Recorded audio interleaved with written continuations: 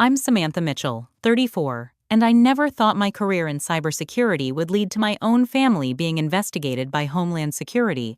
3 days ago, I watched as federal agents escorted my brother-in-law Marcus from his home in handcuffs while my sister Rachel screamed at me, calling me a traitor. My parents haven't spoken to me since. They don't understand that when Marcus accessed what he thought were my basic work files, he actually triggered a national security protocol that I couldn't stop even if I wanted to. Now half my family faces federal charges, and the other half despises me. If you've ever had to choose between family loyalty and doing what's right, you'll understand the impossible situation I was in. Before I take you through this painful journey, I'd love to know where you're watching from today.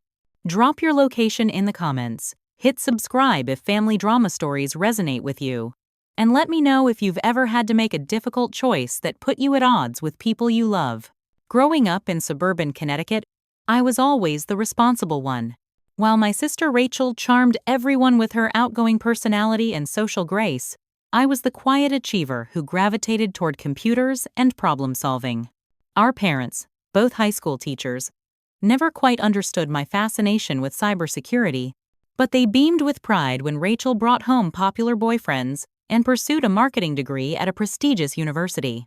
I studied computer science at a state school and worked my way up through several tech companies before landing a position at CyberDefend, a defense contractor specializing in network security for government agencies.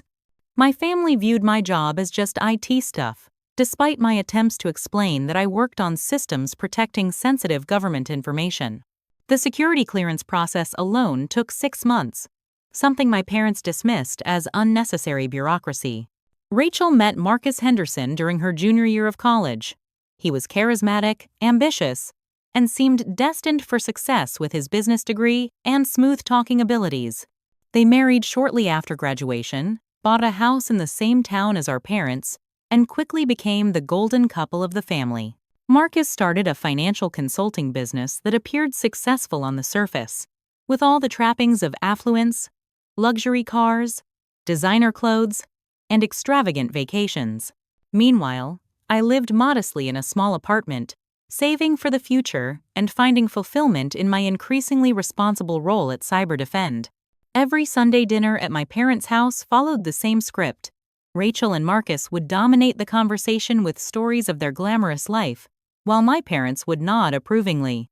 When I tried to share professional accomplishments, like my recent promotion to senior security architect, eyes would glaze over. "Not everyone wants to hear about computer stuff, Samantha," my mother would say. "It's just so technical." My Aunt Kimberly and Uncle Robert, my father's brother and his wife, were often present at these gatherings too. They had always been closer to Rachel, having 3 daughters around her age who shared her interests. Their youngest daughter, Heather, was the only family member who seemed genuinely interested in my work, having studied engineering herself. Last Thanksgiving, I noticed something unusual. Marcus showed an unprecedented interest in my career, asking detailed questions about my security clearance and the type of information I had access to. Initially flattered by his attention, I answered vaguely, mindful of my confidentiality agreements. "So you can basically see anything the government doesn't want regular people to know?" he asked with a laugh that didn't quite reach his eyes. "It's not that simple," I replied. "Everything is compartmentalized. I only have access to what I need for specific projects. But you must have some pretty interesting files on your work laptop," he pressed, refilling my wine glass. Something about his persistence made me uncomfortable. Later that evening, I overheard a tense conversation between Marcus and Rachel in the kitchen. "We need more time," Marcus whispered urgently. "They're not going to wait forever." "You said you had it under control," Rachel hissed back. "What about Samantha's?" They abruptly stopped talking when I entered the kitchen. The following week, my cousin Heather called me with disturbing news. "I don't know if this means anything," she said hesitantly, "but I heard Dad and Uncle talking about your government connections. Dad said something about Marcus asking if you ever brought work files home. It seemed weird." That conversation planted the first seed of suspicion. Over the next few months, I noticed other warning signs. Rachel suddenly wanting to meet for coffee near my office, Marcus offering to help me set up a new home router, family members making odd references to classified information that I'd never discussed with them. I started to pay closer attention to my sister and brother-in-law's circumstances. The shiny veneer of their perfect life showed cracks upon closer inspection. Their credit cards were declined twice at restaurants. Rachel stopped shopping at her favorite boutiques. Marcus seemed perpetually tense, checking his phone constantly and stepping away for private calls. Something was wrong. But I had no idea how deeply it would affect us all.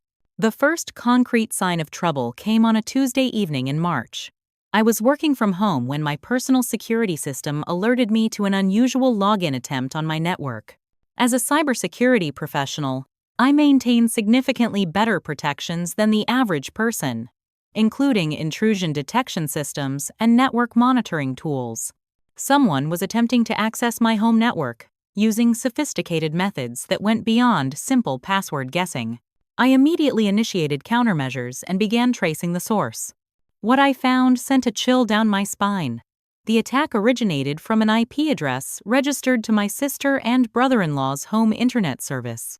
This can't be right, I muttered to myself, running the trace again.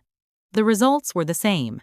The intrusion attempts showed moderate technical skill, nothing at the level of professional hackers, but significantly more sophisticated than an average person would attempt. Whoever was trying to breach my system knew enough to be dangerous, but not enough to cover their tracks properly. I immediately activated additional security protocols on all my devices, especially my work laptop, which contained a secure partition with controlled access to my company's networks. What concerned me most wasn't just the attempted breach, but the targeted nature of the attack. The intruder had specifically focused on the encrypted connections I used for work, rather than my personal accounts. Rather than immediately reporting the incident, I decided to gather more evidence. I implemented a honeypot system, a decoy designed to look like valuable information while actually monitoring and recording the intruder's activities. Then I called Rachel. "Hey, is everything okay with you guys?" I asked casually. Of course, she answered too quickly. Why wouldn't it be? No reason. Just checking in. Marcus mentioned wanting to learn more about cybersecurity. I thought maybe I could recommend some resources. A pause. Oh, he's just curious about what you do. You know, family interest. Later that week, my parents hosted a Friday night dinner. As I walked in, I noticed Marcus quickly shutting his laptop. "Samantha!" He greeted me with unusual enthusiasm.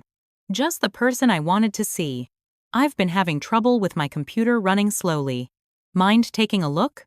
I agreed, using the opportunity to check his browser history while pretending to run diagnostic tests. What I found confirmed my worst fears.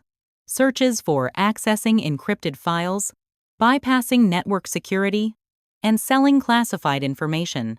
My hands trembled as I closed the browser and made up an excuse about needing to clear his cache. During dinner, I excused myself to use the bathroom and checked my phone. My honeypot had been accessed 3 times that day from Marcus's devices. He was actively trying to breach my work systems while sitting at my parents' dinner table. The following morning, my suspicions escalated when I discovered an unauthorized device had been connected to my home router during a recent family gathering at my apartment. Someone had physically tampered with my equipment. That night, I received a notification that made my blood run cold. One of my personal backup drives containing work-related documents had been accessed. The files themselves were encrypted and protected, but the fact that someone had managed to find and attempt to open them showed how serious the situation had become. I decided to dig deeper into what might be motivating this behavior.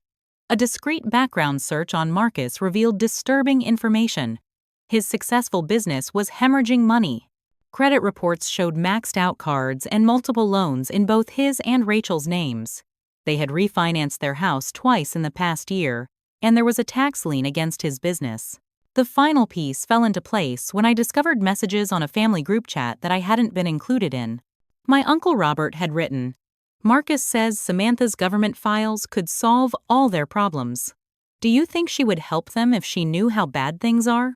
My Aunt Kimberly replied, "She's always been selfish. Probably wouldn't even notice if they borrowed some information. The government has too many secrets anyway." I felt physically ill. My own family was not only discussing me behind my back but actively plotting to compromise national security.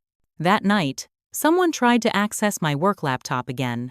This time, they triggered a silent alarm that automatically reported the attempt to my company's security team. I knew I couldn't keep this quiet much longer. The breach attempts were escalating, and soon matters would be out of my hands entirely. The more I investigated, the worse the picture became. Marcus and Rachel weren't just experiencing financial difficulties, they were on the brink of complete financial collapse. Through careful research and monitoring of the continued breach attempts, I uncovered the devastating truth. Marcus had lost over $1.2 million through a combination of failed investments, gambling debts, and what appeared to be a Ponzi scheme he'd become entangled in. Their perfect life had been built on credit cards and lies. The luxury cars were leased and behind on payments. Their house had multiple mortgages and was heading toward foreclosure. Most disturbing of all, they owed money to the kind of people who don't send polite collection notices. My honeypot system captured a phone conversation Marcus had while using his compromised laptop. He was speaking to someone he called only the broker. "I told you I can deliver," Marcus insisted, his voice strained.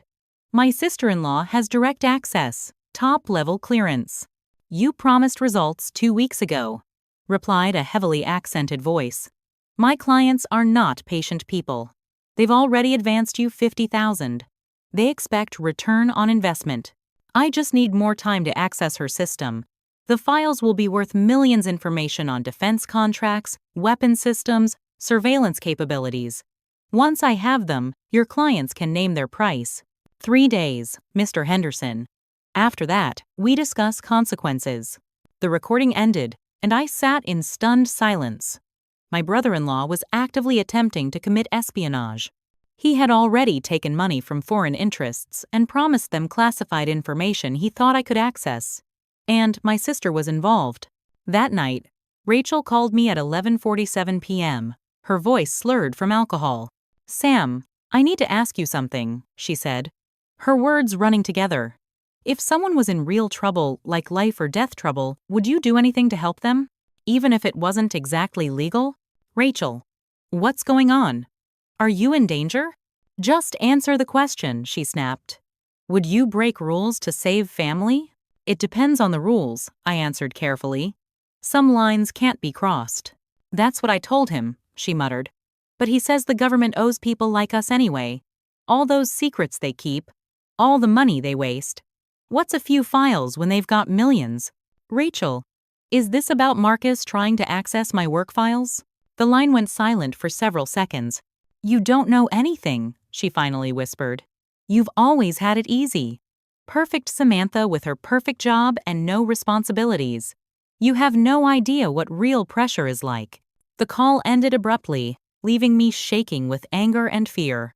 Her words echoed patterns from our childhood. Rachel taking my belongings without permission, then blaming me for not sharing when caught.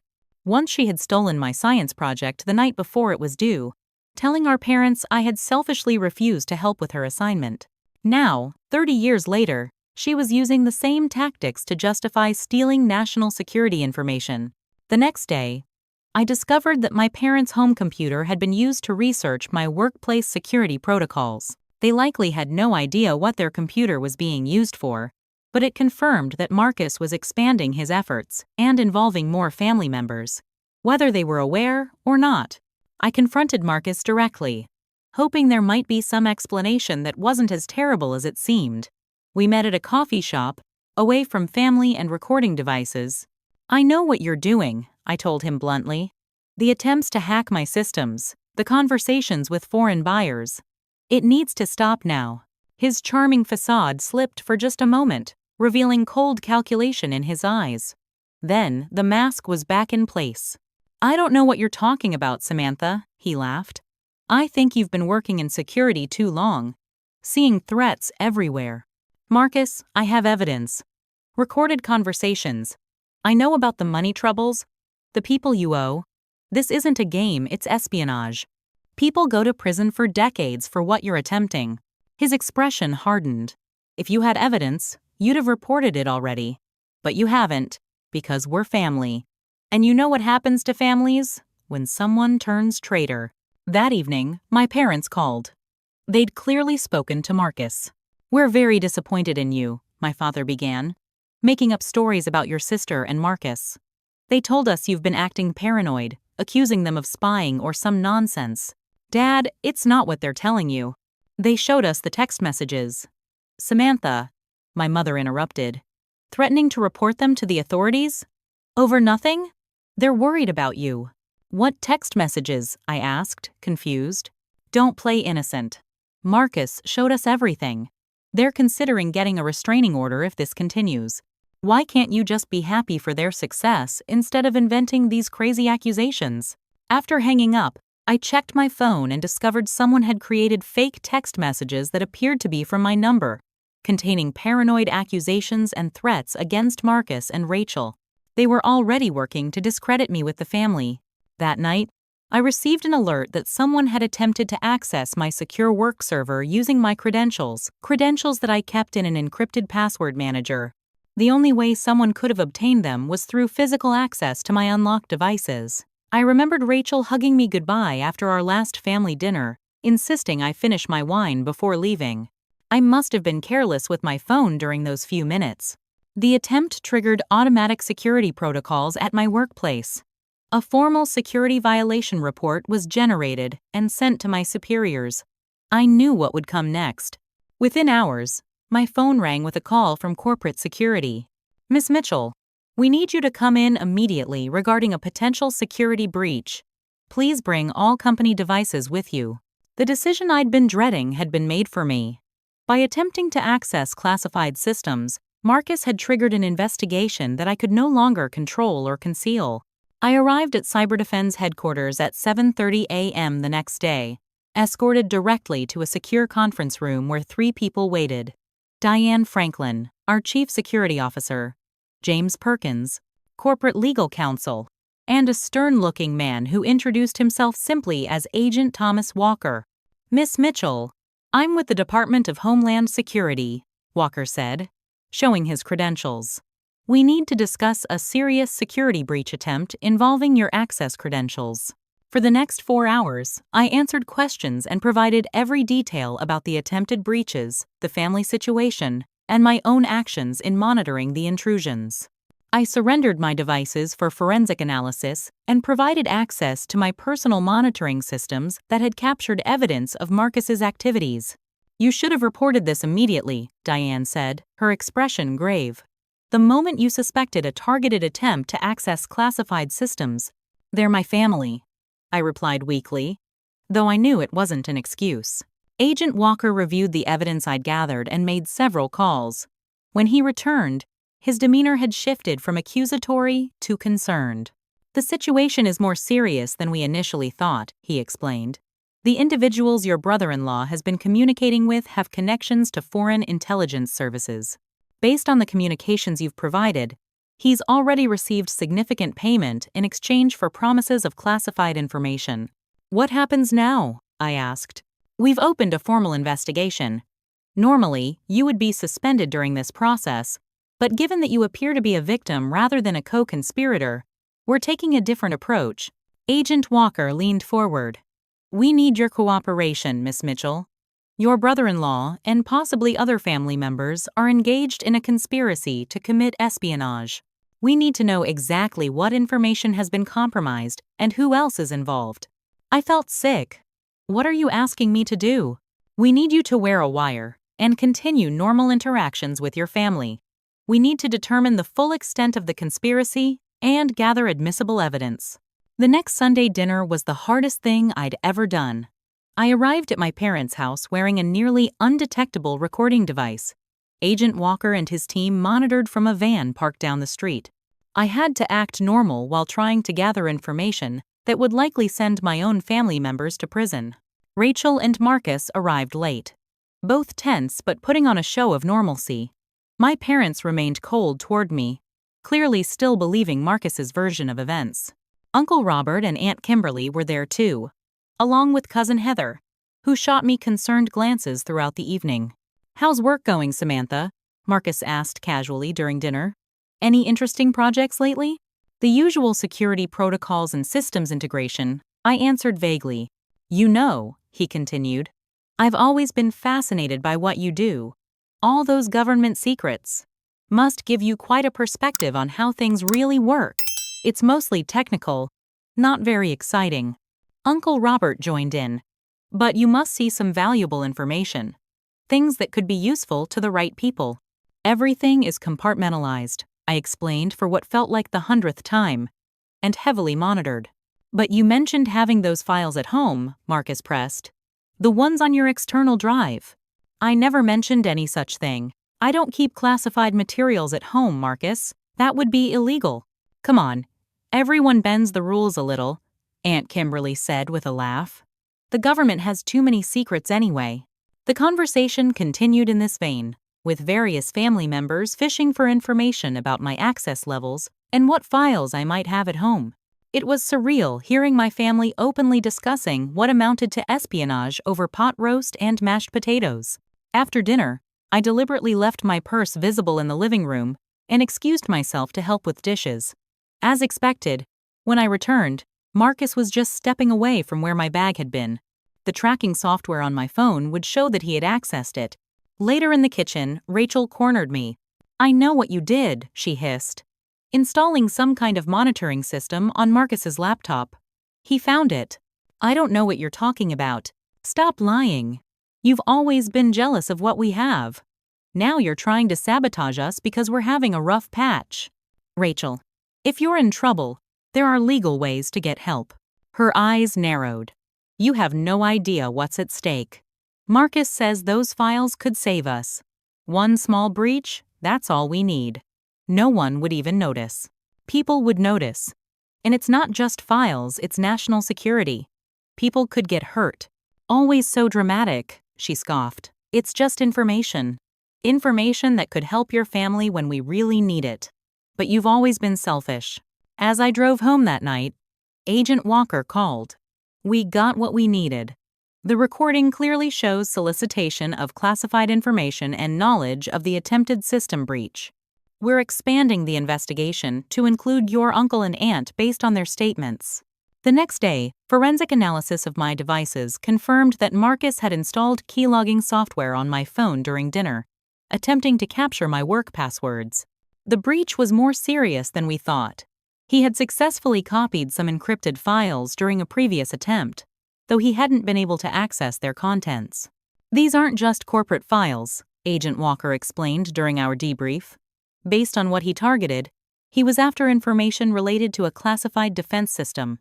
If that information had been compromised, it could have put military personnel at risk. The realization that my family's actions could have endangered lives hit me hard. This wasn't just about money or secrets, real people could have been harmed. If you've ever had to make a choice between protecting people you've never met and protecting the family you've known all your life, you know the impossible weight of that decision. I'm still not sure if I made the right choice, but I knew I couldn't let Marcus continue down this path. Sometimes, standing up for what's right means standing alone against the people you thought would always be by your side. Has anyone else faced a moment where doing the right thing meant betraying someone close to you? The investigation expanded rapidly over the next 2 weeks. Forensic analysis of Marcus's devices revealed communication with individuals linked to foreign intelligence services and evidence that he had been planning the operation for over a year. Most shocking was the discovery that my Aunt Kimberly and Uncle Robert weren't just passively aware of the scheme, they were actively involved. Email records showed Uncle Robert had used his position as a real estate developer to launder the advance payments Marcus had received. Aunt Kimberly, who worked at the same community college as my parents, had been gathering information about my routine and work habits for months, reporting back to Marcus. Your aunt and uncle appear to have been motivated by financial interest, Agent Walker explained during one of our daily briefings. They've made significant investments in your brother-in-law's failed business ventures. They were hoping to recoup their losses. The betrayal cut deep. These were people who had watched me grow up, who had attended my graduation and celebrated my job offers. Now they were conspirators in an espionage plot that had targeted me specifically because of my access to sensitive information. The most disturbing discovery came during a monitored family gathering where I managed to get Rachel alone. with the recording device capturing every word. I confronted her directly. "How long have you known what Marcus was planning?" I asked. She glanced around to make sure no one could hear us. "About a year and a half," she admitted. "At first, it was just talk. He said he knew people who would pay for certain types of information. I thought it was just fantasy, a way to cope with the financial pressure. But you knew he was targeting my work systems. You helped him." Her eyes hardened. What choice did I have? We were about to lose everything. The house, the cars, our reputation. You have no idea what it's like to have everything you've built crumbling around you. So you decided selling out your country and betraying your sister was the solution? Don't be so melodramatic. It's just information. Ones and zeros. The government keeps too many secrets anyway. People could have been hurt, Rachel. Real people. She looked away. We were desperate. And you've always had it easy. Perfect job, perfect apartment, perfect life. You've never had to struggle. That's not true, and you know it. I worked hard for everything I have. Well, we worked hard too, and it all fell apart anyway. So yes, when Marcus said he knew people who would pay for what you could access, I helped him. I'm not sorry. Family is supposed to help each other. This isn't help, Rachel. It's espionage. The conversation was interrupted when my parents entered the room. They had been increasingly hostile toward me, still believing I was persecuting Marcus and Rachel out of jealousy. However, the investigation had revealed they weren't active participants in the conspiracy. They were simply unwitting enablers, blinded by their favoritism toward Rachel. 3 days later, my parents discovered the truth. Agent Walker had decided they needed to be informed, given that their home and devices had been used in the commission of federal crimes.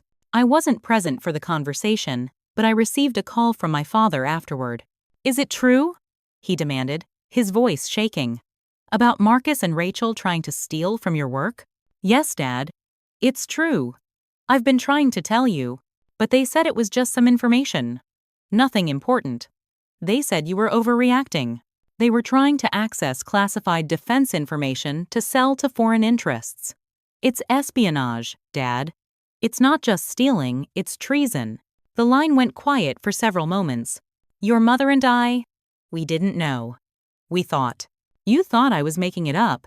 You took their side without even asking for my perspective. Just like you always have. Samantha, I have to go, Dad. The federal agents will explain everything. I can't discuss the case further." That evening, Agent Walker informed me that the investigation had uncovered evidence that classified information had already been sold.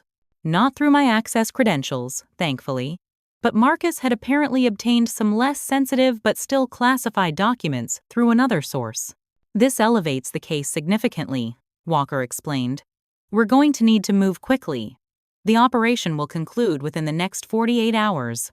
I had been maintaining my cover for nearly 3 weeks, continuing to attend family functions and even meeting Marcus for coffee while recording every conversation. The emotional toll was immense. I couldn't sleep, barely ate, and jumped at every notification on my phone. The final confrontation occurred at my apartment. Marcus showed up unannounced, clearly agitated. "We need to talk," he said, pushing past me into the living room. In private, I was wearing a recording device, and Agent Walker's team was parked nearby, monitoring the conversation. "What's this about, Marcus?" He paced the room, checking for listening devices, ironically missing the one I was actually wearing. "I know you've been looking into my business dealings," he said finally. "Accessing my bank records, monitoring my communications. I don't know what you're talking about." His face contorted with anger. "Stop lying." Rachel found the tracking software on her phone. "You've been spying on us. Like you've been trying to hack into my work systems?" I countered. He froze. Then his expression changed to a calculating smile. "So you do know. I wondered how long you'd play dumb." "I know everything, Marcus. The contacts with foreign buyers, the advance payments, the attempts to access classified information. It needs to stop." "It's too late for that," he said, his voice lowering. "I've already delivered some preliminary information. The buyers were satisfied enough to want more. Much more." My blood ran cold. "What did you give them?" "Nothing important. Some contract details. procurement schedules. A taste of what's to come when I access the real prize through your systems. That's not going to happen. It already is happening, he insisted. In fact, I placed a little insurance policy on your laptop the last time you brought it to your parents' house. A backdoor program that will activate tonight and send everything in your secure drive to an overseas server. I knew he was bluffing. My laptop had been thoroughly checked by our security team, but his confidence was unnerving. And if that fails, he continued, I have other options. Did you know your parents' desktop is connected to the same cloud account as your backup drive? All those family photos you wanted to share? That connection works both ways. At that moment, my sister called his cell phone. He answered, putting it on speaker. He's with her now, Rachel said without preamble. Are you getting anything? Not yet, Marcus replied. But our friend says the program should be working by now. Tell her what happens if she doesn't cooperate, Rachel urged. Tell her what they'll do to us if we don't deliver. I stared at the phone, stunned by my sister's active participation.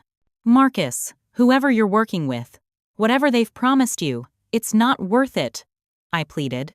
The FBI and Homeland Security are already investigating. Do you understand what will happen if you succeed? It's not just prison, it's life sentences. Only if we get caught, he said dismissively. And who's going to turn us in? You? Your own family? Choose carefully, Samantha. Family loyalty only works if it goes both ways. I reached a decision then. One that would change all our lives forever. It's too late, I said quietly.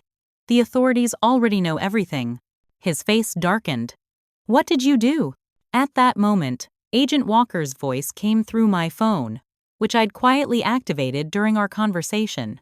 Marcus Henderson, we have you on record attempting to solicit classified information and admitting to previous theft of government property. Federal agents are currently executing search warrants at your residence and business addresses. I suggest you remain where you are until we arrive. Marcus lunged for the door, but agents were already positioning outside my apartment. His final words to me were chilling. You're dead to this family. Do you understand? Dead. At 5:47 a.m. the following morning, coordinated raids were conducted at multiple locations. Marcus and Rachel's home, my parents' house, and my aunt and uncle's residence. I watched from Agent Walker's vehicle as tactical teams from Homeland Security approached my sister's colonial-style house. Flashlights cutting through the pre-dawn darkness, the officers knocked and announced their presence. When no one answered, they breached the door with a battering ram. Even from the street, I could hear Rachel's screams as the agents entered. Federal agents. Everyone on the ground. Hands where we can see them. Marcus was led out first, handcuffed, and still wearing pajama bottoms and a t-shirt. He looked around wildly until he spotted me in the vehicle. His face contorted with rage. Traitor, he shouted. Your own family. How could you do this to us? Rachel appeared next, also in handcuffs, her face streaked with tears and mascara. Unlike Marcus, she didn't yell. She just stared at me with a look of such betrayal and hatred that I had to look away. Similar scenes played out at my aunt and uncle's house. Uncle Robert attempted to flee through a back door but was quickly apprehended.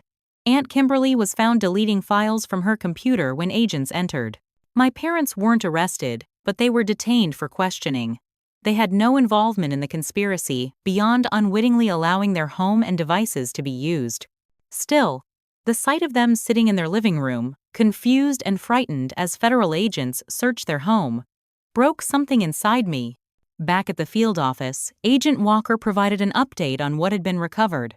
We found multiple encrypted hard drives at your brother-in-law's home office, several containing classified documents. We also recovered communications with foreign contacts and evidence of payments totaling nearly $200,000. How bad is it? I asked. The breach is significant, but controlled. Thanks to your cooperation, we were able to intervene before the most sensitive information was compromised. But make no mistake, Miss Mitchell, if this had continued, it would have been a major national security incident. 2 days later, I received a formal commendation from my company for my handling of the security breach. The director of our government liaison office personally thanked me for my dedication to national security above personal considerations. The words felt hollow as I sat alone in my apartment that night, ignored by everyone who had once been family. My phone remained silent except for work communications. My parents hadn't called. None of my extended family reached out. I had been excommunicated for betraying the family, regardless of the criminal nature of what they had been doing. 3 days after the arrests, Rachel called from jail. I almost didn't answer, but some lingering sense of sisterly obligation made me pick up. "How could you?" she demanded without preamble, her voice raw from crying. "Your own sister? Rachel, you were committing espionage. You and Marcus were trying to sell classified information to foreign interests." "It wasn't like that. Marcus said it was just corporate stuff, trade secrets. Nothing that would hurt anyone." "That's not true, and I think you know it. The people he was dealing with have connections to foreign intelligence services. This wasn't some harmless corporate espionage." "They're saying I could get 20 years, she whispered, her voice breaking. 20 years, Samantha? I'll be 54 when I get out. My life will be over. You should have thought about that before you helped Marcus try to hack into classified systems. He said it was our only way out. We owed so much money to such dangerous people. You have no idea what kind of pressure we were under. There are legal ways to handle financial problems, Rachel. Bankruptcy, credit counseling, downsizing. You chose this. I chose to save my husband and our life. What would you have done?" "Not commit treason," I answered firmly. She laughed bitterly. "Always so perfect. Never a mistake, never a misstep.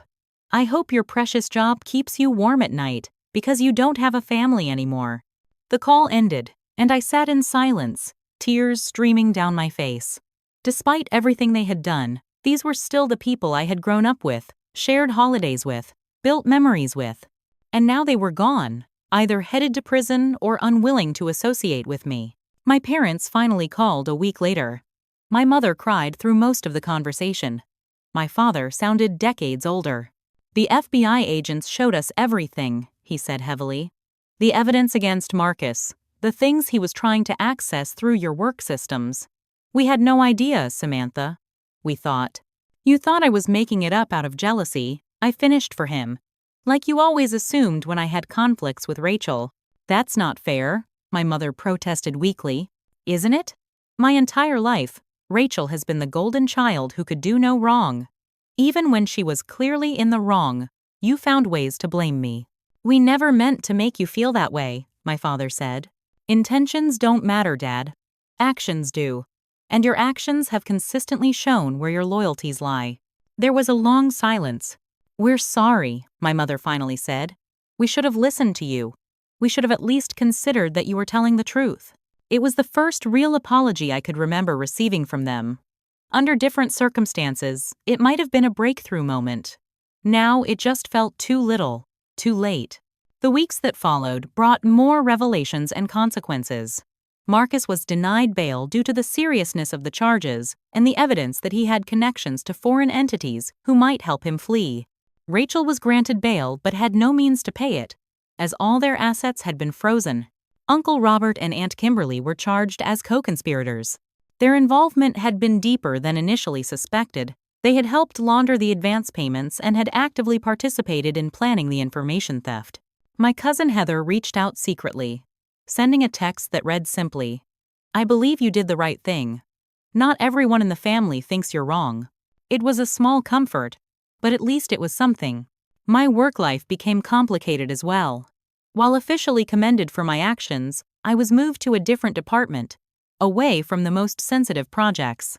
The company's trust had been shaken, not by anything I had done wrong, but by the simple fact that my family connections now represented a potential security risk. I underwent a mandatory psychological evaluation, standard procedure after security incidents involving personal connections. The therapist was kind but probing. "How are you processing the family betrayal aspect of this situation?" she asked. "I'm compartmentalizing," I answered honestly, "focusing on work, on the fact that I prevented a serious security breach. And the personal cost?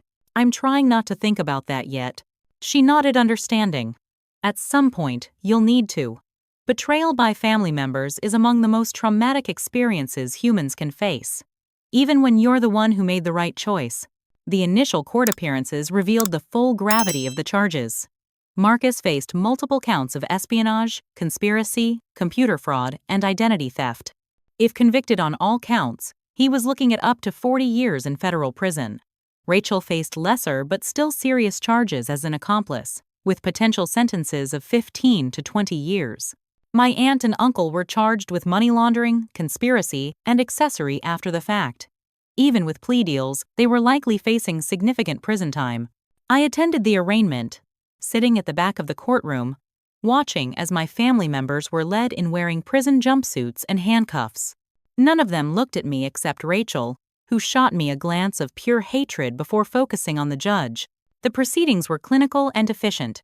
Charges read, pleas entered, all not guilty, bail considered and mostly denied. The prosecutor, a stern woman named Miss Harrington, cited overwhelming evidence of conspiracy to commit espionage and ongoing connections to foreign entities as reasons to keep the defendants in custody. As I left the courthouse, I was accosted by my parents, who had also attended the hearing. "Are you satisfied now?" my mother asked, her voice brittle. "Seeing your sister in chains?" "Mom, I didn't want any of this," I protested. "They brought it on themselves." "You could have warned them," my father said. "Given them a chance to stop before involving the authorities." I tried. I confronted Marcus directly. I asked Rachel what was going on.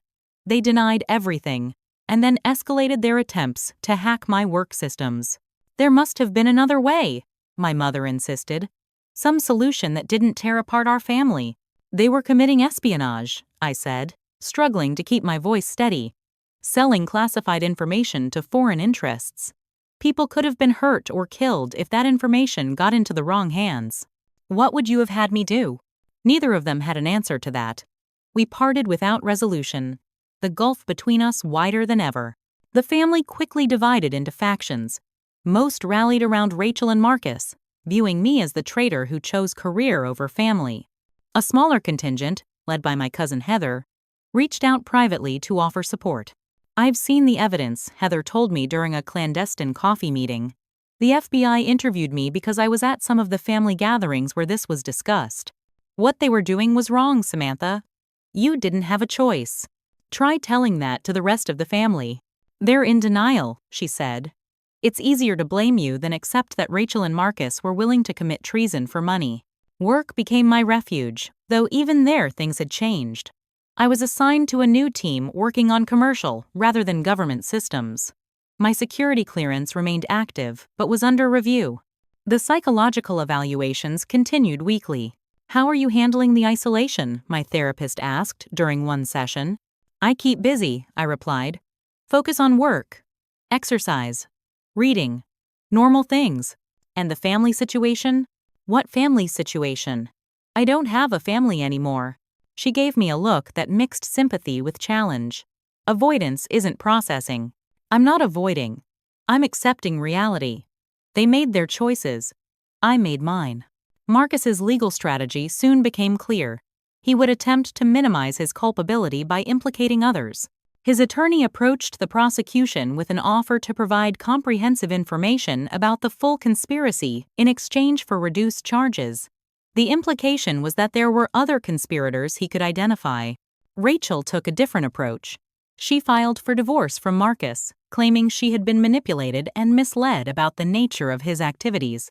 Her attorney portrayed her as an unwitting accomplice who had been coerced by her husband's desperation. I knew both narratives were false. Marcus had been the primary instigator, but Rachel had been a willing and active participant. The evidence I had gathered made that clear. Still, it was painful to watch them turn on each other in a desperate attempt to save themselves. My parents began to show the first signs of understanding as the evidence was laid out in pre-trial hearings. The prosecution presented recordings of Marcus explicitly discussing the sale of classified information, emails between him and Rachel planning how to access my work systems, and financial records showing the advance payments they had received. My father called after a particularly damning hearing. "I owe you an apology," he said, his voice rough with emotion. "A real one this time. We've seen the evidence. What they were doing? It was wrong. Deeply wrong. Yes, it was. I don't know if we can ever repair what's been broken between us, he continued. But I want you to know that your mother and I are trying to understand. We're trying to see things as they really are, not as we wish they were. It was a start, however small. The case against my aunt and uncle strengthened when investigators discovered they had been instrumental in making the initial contact with the foreign buyers. Uncle Robert had business connections in Eastern Europe and had used them to find potential customers for the classified information. They weren't just accessories, they were key facilitators. As the months passed and the case moved toward trial, I began the slow process of rebuilding. I bought a new apartment in a different part of town, one without family memories. I made new friends through a cybersecurity meetup group, people who understood the importance of what I did without the complicated family dynamics. 6 months after the arrests, I received an unexpected letter from Rachel. It had been vetted by prison authorities and her attorney, so I knew it contained nothing threatening. Still, I hesitated before opening it. Sam, it began. The first time she had called me by my childhood nickname in years. I've had a lot of time to think in here. At first, I was consumed with anger toward you. It was easier to blame you than to face what I had done. But the evidence doesn't lie. I knew what Marcus was doing. I helped him. I convinced myself it was justified because we were desperate. But that was just an excuse. I'm not asking for forgiveness. I don't deserve it. I just wanted you to know that I understand now why you did what you did. It was the right thing, even though it cost you your family. I'm sorry for my part in putting you in that impossible position. The prosecutors have offered me a plea deal, 10 years with possibility of parole after 6. I'm going to take it. Marcus is furious. He thinks we should fight, but I can't keep lying, not even to myself. I don't expect us to ever be sisters again. Too much has happened. But I wanted you to know that I don't hate you anymore. I just hate what I became. Rachel. I read the letter 3 times, tears streaming down my face. It wasn't reconciliation, but it was something like closure. An acknowledgement, at least, that I hadn't betrayed them, they had betrayed themselves. The plea deals were finalized the following week. Rachel accepted 10 years. Aunt Kimberly and Uncle Robert each took 8. Marcus alone refused to plead, insisting on going to trial despite the overwhelming evidence against him. My cousin Heather invited me to dinner at her home, the first family gathering I had attended since the arrests. It's just a few of us, she assured me. The ones who understand what really happened. To my surprise, my parents were there, along with 2 of my cousins who had reached out tentatively in recent weeks. We wanted you to know you're not alone, Heather said. Family isn't just about blood, it's about who stands with you when it matters. My mother hugged me for the first time in nearly a year. We were wrong, she whispered. So wrong. Can you ever forgive us? I'm trying, I answered honestly. I really am. Marcus's trial began 14 months after the arrests. Despite his attorney's efforts to portray him as a desperate businessman who had gotten in over his head, the evidence was overwhelming. The jury deliberated for less than 6 hours before returning guilty verdicts on all counts. At sentencing, the judge was unsparing. Mr. Henderson, you have been convicted of extremely serious offenses against the United States, he stated. You knowingly and deliberately attempted to sell classified information to foreign interests for personal financial gain. Your actions showed callous disregard for national security and for the safety of your fellow citizens. The court sentences you to 32 years in federal prison. I attended the sentencing but felt no satisfaction in the outcome. There was only a hollow sadness for the waste of it all, lives destroyed, family shattered, trust broken beyond repair. Rachel had already begun serving her 10-year sentence at a women's correctional facility in New York. My aunt and uncle were at separate medium security prisons, each serving 8-year terms. The family properties had been seized and sold to cover legal fees and restitution. My parents had suffered too, though in different ways. Their home had been searched repeatedly during the investigation. Friends and colleagues had distanced themselves once the story became public. My father had taken early retirement from his teaching position, unable to face the whispers and speculation. 2 years after the arrests, I received a formal commendation from the Department of Homeland Security for my role in uncovering and stopping the espionage operation. The ceremony was small and private, given the sensitive nature of the case. Agent Walker, now promoted to a supervisory position, presented the award. "Your actions protected vital national security information," he said. That took tremendous courage, especially given the personal cost. I accepted the award but declined to make any statement. How could I express what it had truly cost? No commendation could replace a family. My career eventually recovered and even flourished. My security clearance was fully reinstated after a thorough review found no negligence on my part. I was promoted to Deputy Director of Security Operations, overseeing a team responsible for protecting some of our most sensitive systems. More importantly, I began the slow, difficult process of rebuilding my personal life. I established clear boundaries with my parents, allowing for a cautious reconciliation while acknowledging that our relationship would never be the same. We met monthly for lunch, carefully avoiding certain topics while finding new ground for connection. "I've been reading about cybersecurity," my father mentioned during one meal.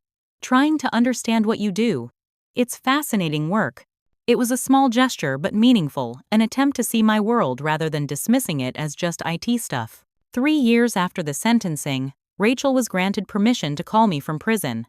I agreed to accept the call with trepidation. "Thank you for taking my call," she began formally. "I wasn't sure you would." "I wasn't either," I admitted. "I wanted you to know I've been doing a lot of work on myself in here. Therapy, education programs. Really trying to understand how I ended up making such terrible choices." "I'm glad to hear that. I keep coming back to the patterns in our family. How Mom and Dad always favored me. How that warped my sense of entitlement and your sense of having to earn love. It wasn't fair to you." It was the most insightful thing I'd ever heard her say about our family dynamics. "No, it wasn't," I agreed. "But we were all shaped by it in different ways." "I don't expect forgiveness," she continued. "But I am truly sorry, Samantha. Not just for the criminal stuff, but for a lifetime of taking you for granted and treating you as less important." We spoke for 20 minutes, neither fully reconciled nor completely estranged. It was a beginning, perhaps, or at least an end to the most acute phase of the pain. Cousin Heather remained my strongest family connection. She had stood by me from the beginning, recognizing the impossible situation I had faced. We grew closer, meeting weekly for dinner and gradually rebuilding a sense of family on new, healthier terms. "You know," she said during one of our dinners, "what happened forced a lot of us to examine the family dynamics we'd always accepted. The golden child syndrome, the enabling of bad behavior, the expectation that loyalty means covering up wrongdoing. It wasn't just Rachel and Marcus who were problematic, it was the whole system." "I've thought about that a lot," I admitted. "How different things might have been if we'd all been held to the same standards growing up." 4 years after the arrests, I organized a small gathering at my new home. My parents attended, along with Heather and 2 other cousins who had maintained contact. It was awkward at first, with everyone hyper-aware of the absences. But as the evening progressed, something like normalcy emerged: conversation, laughter, even a few shared memories that didn't hurt to recall. To new beginnings, my father proposed as a toast. And to the courage to do what's right, even when it's hard. I caught his eye as we raised our glasses, acknowledging what I knew the toast truly meant: an apology, an acknowledgement, a promise to do better. 5 years to the day after I first discovered the breach attempts, I received a letter from Marcus. I almost discarded it unopened but decided I needed to hear whatever he had to say, if only for closure. "I won't ask for forgiveness," he wrote. "What I did was unforgivable, and I've accepted that. But I want you to know that I no longer blame you for what happened. You didn't betray the family, I did. When I chose to put everyone at risk for my own financial gain, the consequences of my actions are mine to bear, not yours." It wasn't redemption, but it was accountability, something I had never expected from him. That evening, I sat on my balcony watching the sunset and reflecting on the journey of the past 5 years. The family I had known was gone, shattered by choices that couldn't be undone. But from those fragments, something new had begun to form: smaller, more fragile, but also more honest, and perhaps ultimately stronger. I had learned painful but valuable lessons. That true loyalty isn't about blind allegiance, but about holding those you love accountable. That family isn't defined by blood alone, but by who stands with you when principles are tested. That sometimes the hardest choices are the right ones, even when they break your heart. I thought about Rachel, 4 years into her sentence with 6 still to serve. About my parents, retired now and slowly rebuilding their lives away from the community that had known them during the scandal. About Marcus, who would be an old man before he breathed free air again. There was still grief for what had been lost, but it no longer consumed me. I had built a new life, one founded on integrity rather than obligation. I had learned to forgive not to excuse what had happened, but to free myself from the burden of anger and betrayal. As the last light faded from the sky, I made peace with the choice I had made that day 5 years ago. Given the same circumstances, I would make it again. Not because it was easy, but because it was right. And in the end, that was the only standard that truly mattered. I'd love to hear your thoughts on this story. Have you ever had to choose between family loyalty and doing what's right? What would you have done in my situation? If you've experienced family betrayal or had to make difficult ethical choices, your comments mean so much to this community. Please like, subscribe, and share if this story resonated with you. Knowing others have faced similar challenges helps us all feel less alone. Thank you for listening to my journey, and I hope the lessons I've learned might help someone else navigate their own impossible choices.